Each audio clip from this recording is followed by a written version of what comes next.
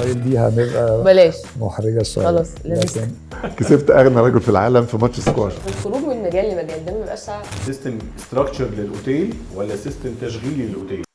معانا باشمهندس اشرف البنا صاحب شركه اي بلس. او كل موظف بيتعين بيمشي على جوب ديسكريبشن بتاعه. لو انت رحت ماريوت القاهره زي ماريوت لندن زي ماريوت فرانكفورت زي ماريوت واشنطن، مفيش براند اسمه جي دبليو ماريوت. انا كنت ادبي، هي كده امتحان وخلاص. يعني، انت ليه بتناقشها؟ هي كده. نزلت الملعب ما بهزرش، يعني يا هكسب يا هكسب.